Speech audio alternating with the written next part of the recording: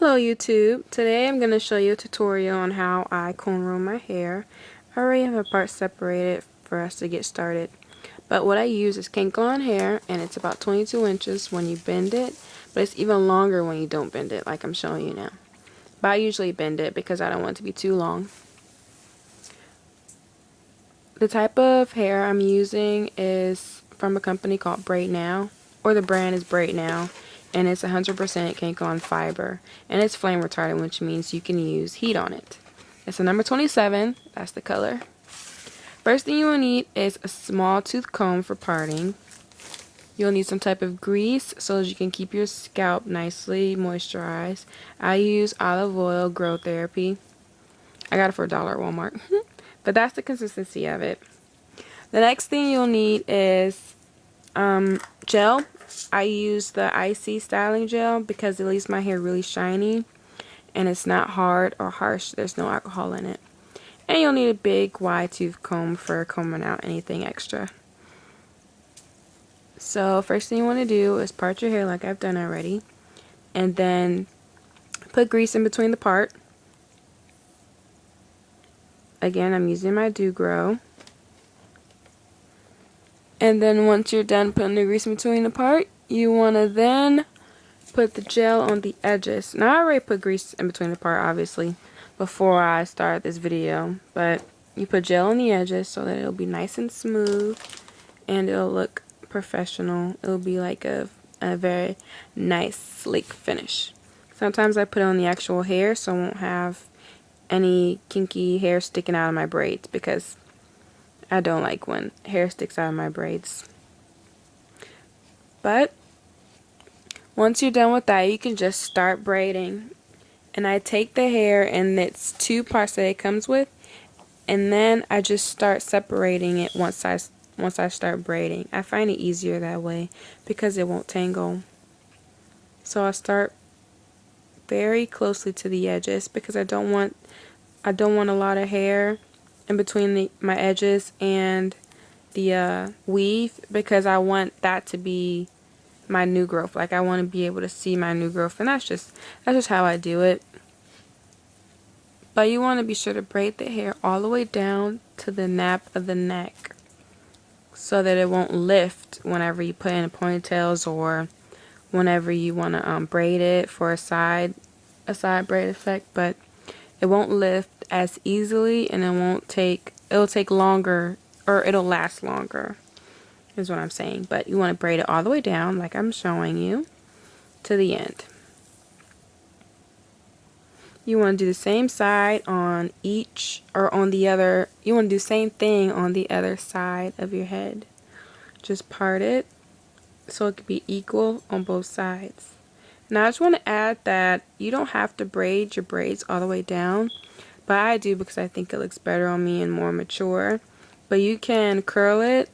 As I said before, it's heat retardant.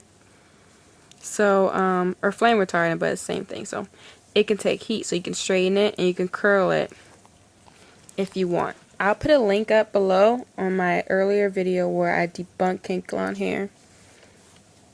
And it gives you some information on how you can curl it and straighten it if you want.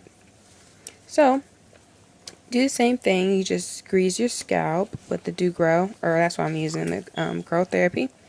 And then you use the gel to make sure that the edges are together and nicely smoothed down.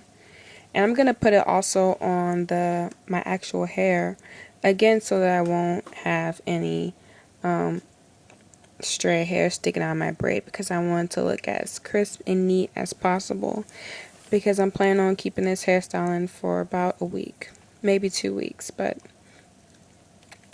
a week at the very least. So again, start at the edges. You want to stay there a little longer so that your braid could have a better foundation, if that makes sense. You want your braid to have good grip on your hair. You don't want it to slip, and it'll be easier if you take your time. So again, just keep braiding it all the way down to the end, and you want to do that for each side of your head.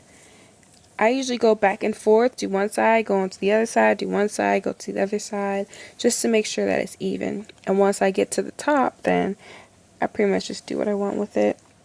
Right now I'm going to just give it a slanted braiding effect because I want to look more feminine than masculine. Usually masculine hairstyles are straight to the back, but I want mine to be curved so it won't be so masculine.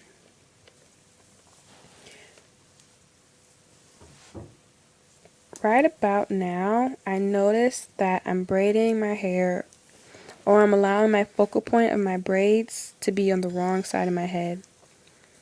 That side where all the braids meet is the weaker side of my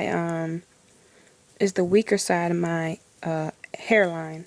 So over there I'm kind of balding, or my hair is a lot thinner over there, and I shouldn't have made that my focal point. So now you can pretty much tell my hairline is supposed to be straight, but you can see that it's straight and then it curves in, and that's where I'm losing my hair. So I shouldn't have made it over there. I should have put it on the other side, and I'm just now noticing that. See? It's kind of funny because I should have known, but I'm bummed about it. But next time I'll know to do it on the other side. But again, just braiding my hair. I'm almost done, and it took me about an hour and a half, so be prepared to be standing for a while. Sometimes I'll sit down and take breaks, but I didn't do that this time. But I'm just showing you the back, and this is how I braid the back. Don't worry about the parts. They're going to be crooked in the back, but people will see, but you can't see the back, so it's perfectly fine. Just make sure your parts in the front are straight. I'm just braiding the rest of my hair all the way down. I usually stop braiding them all the way down and just do it later, so it won't take so much time. But here's a side view, and then I'll show you the other side and the back. Thanks again for subscribing. I hope you liked the video. Just comment below if you liked it or not.